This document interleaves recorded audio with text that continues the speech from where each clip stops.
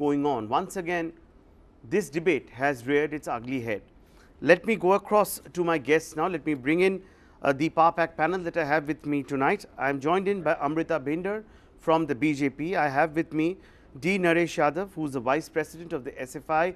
He represents us from Telangana. I am joined in by Mukesh Kumar Singh, political analyst. I also have with me Vivekanand N, a professor himself in the Shamlal College in Delhi University. Let me get started with you, Mr. Nartam. Now, this is happening right there in the heart of the national capital in Delhi. Veer Savarkar has always been put under a lens that his contribution has been questioned time and again. What has he brought to the table has been asked. Now, there has been a lot of debate over and over again, and that there is no sign absolutely when it comes to the ebbing of the debate, so to say. Help us understand the mood that you see on the ground. You are from the Delhi University. What's the mood that you see? We do know that the elections are knocking at the door, and it is a very, very closely monitored election for national media as well.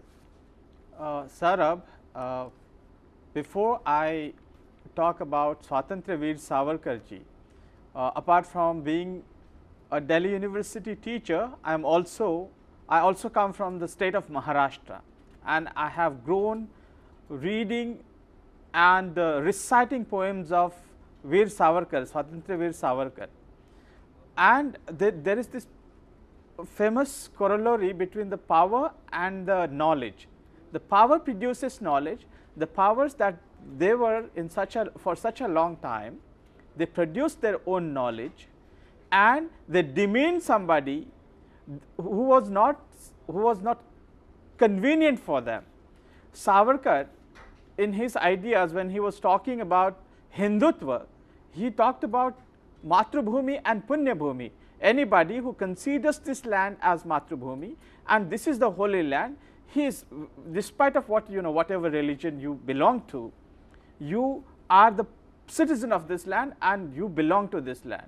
Now, but then these ideas, his clarity of thought were resounding well, resonating well with the people, and the powers of that time found him as a challenger, and they left no stone unturned to demean him, to abuse him, and to call him names. And a person, a freedom fighter like him, who suffered, who sacrificed, and who suffered so much in the Andaman jails, was after independence, despite of giving, instead of giving his due place in the history after independence, he was put into prison for 2 times. And so, the opinions will always remain fragmented. Now, the question is this: whether to put that statue, whether to seek those concerned persons should have sought the administration's permission to inspect the statue. But what kind of mentality is this? What kind of mentality is this? That is the question that is being asked. And garland him with shoes. This is a wretchedness. Is that right? Is that something that can be justified? Let me take this question to Mr. Naresh Yadav. Mr. Yadav, now you represent the SFI, and the Left Students Union in Delhi University too was walking hand in hand with the NSUI when they went ahead and they did what we are discussing right now, blackening the bust of Veer Savarkar, garlanding him with shoes. How do you justify this action on the part of NSUI and SFI? So, I do not think so that we are joining hands with NSUI. Like generally, Student Federation of India do not support this mode of protest which was done by NSUI. And the second thing is the space where the burst of there were students who were affiliated with the Left Students Wing who were there. They have all been, SFI, the AISF, they have all come together. AISF, SFI, they were all there together. They were all saying. Between them, the alliance between them. That is, so we are talking, we are basing our argument on the basis of facts. This is not conjecture. Mr. Yadav. So, let me go into the facts, and I want to just concretely concentrate on few points, like the space of the burst of Savarkar. It was shared by the 2 great Indian freedom fighters, that is Bhagat Singh and Netaji Subhash Chandra Bose. If you go into the history, the Bhagat Singh sacrificed his life for this country. Like when an officer, before hanging him, he came and asked, what is your last wish? Then the Bhagat Singh replied, instead of hanging me, just better shoot me with your pistol, so that each drop of blood that falls on this earth will create millions and millions of Bhagat Singhs. That is his commitment, that is his dedication. And what is the role of Savarkar? What is the role of Savarkar in the Indian independence movement? Let me very clear with my point. The role of Savarkar is that when he was a child, he started Mitra Mera. Thereafter, he started Abhinav Bharat. Let me complete. Thereafter, he started in India's Freedom Society, and he suffered all through his life. He suffered all through his youth for the country. He could, had he decided, he could have completed his studies in law. He could have come in India. He could have practiced the law. He could have made huge money. Why did he suffer for 10 years in the Andamans? He is the same person who wrote dozens of apology letters to the British. There are substantial evidences which suggest, and there is a well established, and I think that is what the bone of contention is. There is a well established. No, that is what the, and Vivekanand ji, that is the differing point, that, you know, is it right? And that is a point that has been raised by the NSUI as well. Let me go across to Mr. Mukesh Kumar Singh now. Mr. Singh, you've heard what the SFI has had to say while initially trying to distance themselves from this means of protest. The fact is that NSUI, now what is communist and just a moment, sir. That they have been hand in gloves when it comes to blackening the face of hand in Savarkar. gloves with Mr. China Mukesh Kumar Singh, just a moment, Is that your Vivekanand ji, just a moment. I'll come back to you. Mr. Mukesh Kumar Singh, do you justify this kind of an action on the part of NSUI? They are extremely unapologetic. They say that they've done nothing wrong. A man who has been, who was charged with the murder of the father of the nation deserves no better. A man who sought clemency from the British is a shame or a blot on the name of freedom fighters and has no right to share the pedestal with Bhagat Singh and Netaji Subhash Chandra Bose. Mukesh Kumar Singh. Saurabh, this particular incident, which is taking place before the eve of election in Delhi University, is very important because this sort of political activity and political misbehavior or misdeeds cause kind of a spark which actually affects the long ramification on the Indian polity itself. We have seen many cases from baby movement till today. So there are very two serious issues which we have to discuss. First is defining any statue or image does not augur well for Indian democracy. Second, it is not good for the spirit of prosperity. And both are very important for nation building, which we have. It is very, very important right now for the country. Second is students, youth and democracy are all interlinked. And the development of values. No, do you justify this action? Do you justify, Mukesh ji, do you justify this action? No, it is on the part of NSUI?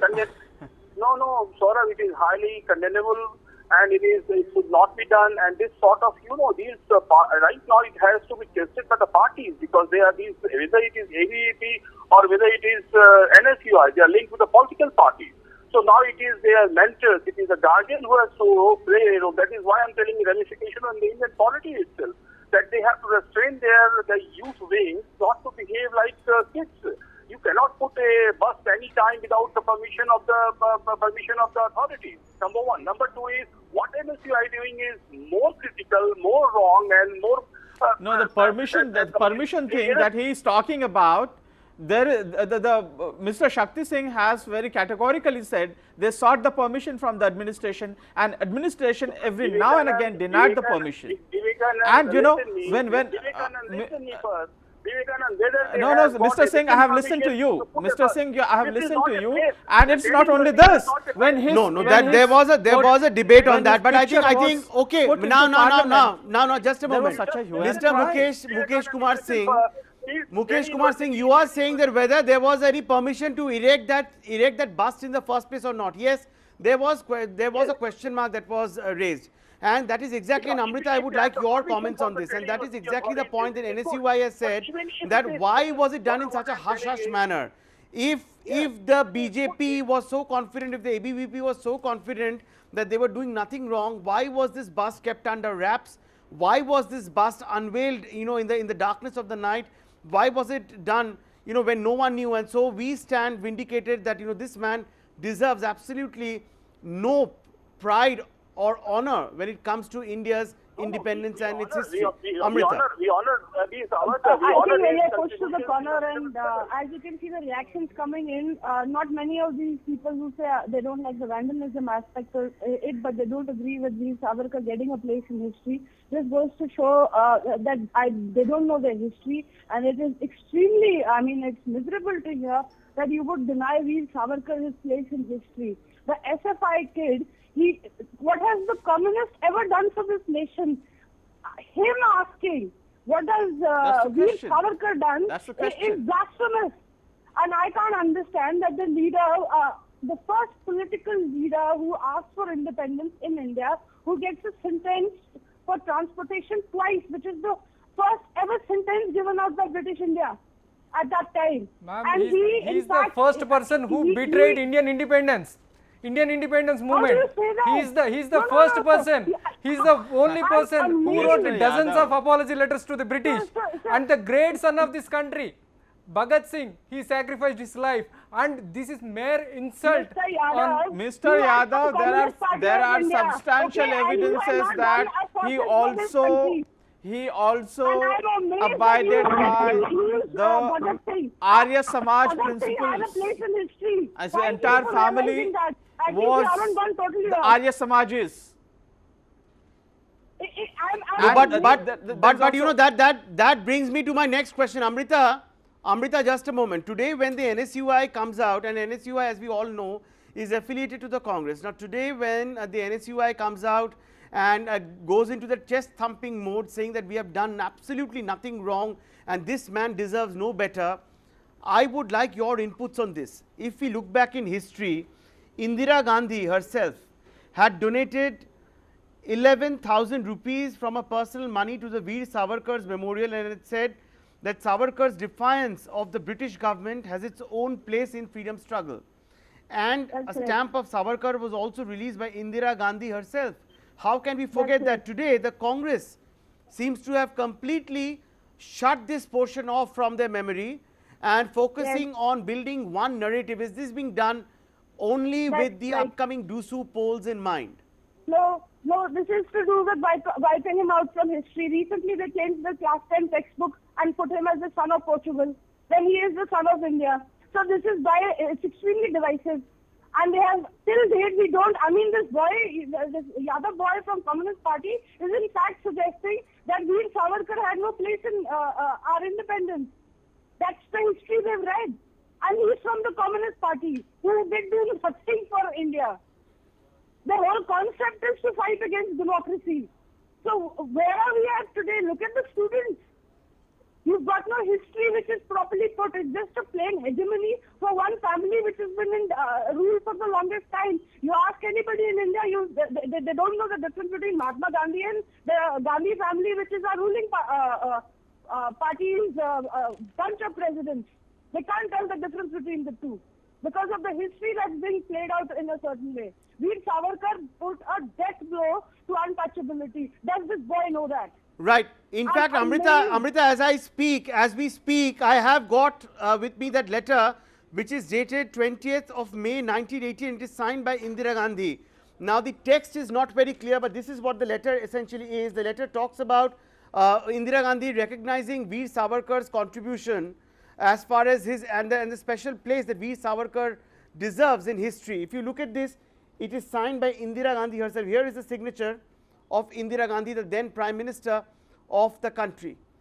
So today the Congress, and as Mukesh Kumar Singh, right. So this is also this is a priceless document when it comes to history. And here you see this document is signed by Indira Gandhi herself. But I would like to bring in Mukesh Kumar Singh once again on this. Mukesh, now on one hand you have Indira Gandhi who is openly talking about Veer Savarkar's contribution. On the other hand, you have the Congress's student wing which goes ahead and which does something like this and then goes ahead to defend the action. And the ABVP on its part says this is essentially a heinous act and stern action must follow. What explains this dichotomy when it comes to the Congress party? Are they suffering from some kind of an amnesia that they have forgotten what Indira Gandhi herself had done? Yes, Saurabh.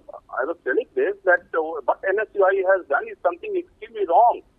It is not the way to protest. Even if ABVP has done and put a bus, they are all freedom fighters who sacrifice their life for the independence of this country. So it is doing something mischievous and putting something this kind of thing, defiling the image of the statue is completely wrong. And the Congress should also take its own course and taking a decision and against the boys of the NSUI who have done this kind of misdeed. But Delhi University also should intervene very strongly, find out who are the culprits, and take a very strong measure and action against them. But apart from that is, when the Delhi election is going on, is about to come, all the parties, whether it is ABVP or whether it is NSUI, whether it is SFI, first they must know that the spirit of democracy, the spirit of rationality, and the dialogue, debates are very important for building any democracy and nation building. So it is youths which are the core of nation building. They should not behave like with a kind of thugs. So the Congress party must take strong action against those people who have defiled the image of P. Savarkar and others, and should communicate. But then the other point that Amrita touched upon, and I think that is also a big underlying part. When one reads the story, one has to read the fine print as well. And Vivekanand N, please come in on this. Now, a man who spent 14 long years in jail. Now, there is a consistent campaign. Would you then agree with that point, that untiring efforts are being put in to kill his legacy once and for all?